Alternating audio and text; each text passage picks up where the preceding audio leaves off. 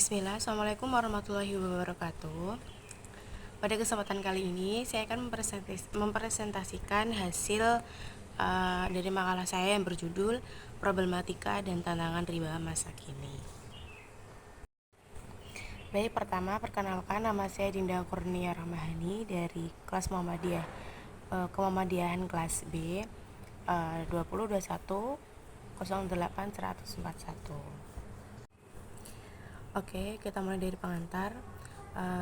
Pengantarnya adalah riba merupakan istilah yang sering digunakan dalam pembicaraan tentang keuangan dan bisnis. Secara sederhana, riba dapat diartikan sebagai bunga atau tambahan yang perlu dibayarkan atas suatu pinjaman. Namun, pada praktiknya, riba sering diidentikan dengan praktik yang merugikan pihak yang meminjam uang atau yang berutang. Oke, next. Nabi Shallallahu Alaihi Wasallam melarang jual beli anjing karena sudah ada larangan sebelumnya, dan semua itu boleh diperjualbelikan kecuali barang yang memang itu haram atau memang barang yang dilarang. Selain membangun masjid, Nabi Muhammad juga menyarankan pembangunan pasar. Mengapa begitu? Karena membangun pasar untuk memiliki tujuan, yaitu untuk melanjutkan kehidupan sehingga transaksi yang dilaksanakan sesuai syariat, dan orang yang melakukan perbuatan riba tidak akan menambah apapun kedudukannya di sisi Allah. Selanjutnya adalah definisi dari riba. Riba secara etimologis berasal dari kata Arab, dari bahasa Arab maksudnya, yaitu riba yang bermakna tambahan atau kelebihan. Dalam hukum Islam, riba didefinisikan sebagai tambahan atau keuntungan yang diperoleh oleh pihak yang meminjamkan uang atau menyediakan modal.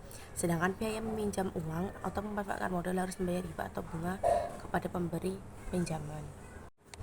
Oke, terdapat dua jenis riba, yaitu riba an-nasi'ah dan riba al-fadl. Riba nasi'ah adalah riba yang dikenakan atas pinjaman uang. Misalnya, seorang meminjam uang sebesar 1 juta dengan jangka waktu 1 bulan dan harus membayar kembali sebesar 1,2 juta. Sedangkan riba al-fadl adalah riba yang diakibatkan dari pertukaran barang dengan barang yang tidak seimbang nilainya. Contohnya, menukar emas dengan emas namun jumlah emas yang ditukar tidak sama, sehingga terdapat keuntungan yang tidak wajar dari salah satu pihak. Selanjutnya adalah dampak dari riba.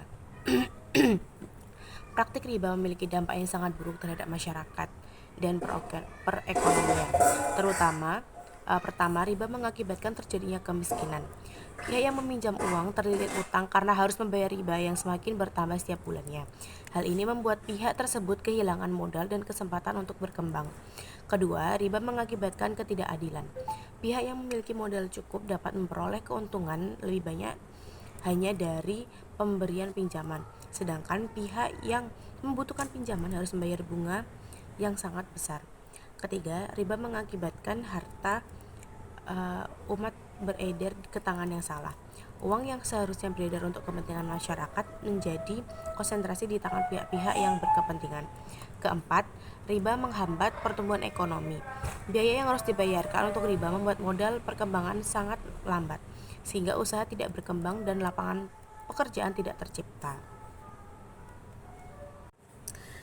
Selanjutnya adalah tindakan prevent, yaitu menghindari riba. Menghindari riba adalah tugas setiap muslim. Adapun cara yang dapat dilakukan untuk menghindari riba adalah dengan mengecek kehalalan dan kepatuhan syariah dalam setiap transaksi keuangan. Selain itu, juga perlu belajar membuat tabungan yang aman dan menghindari utang dengan cara berhemat dalam pengeluaran dan melakukan investasi yang memahami prinsip keuntungan yang halal dalam investasi.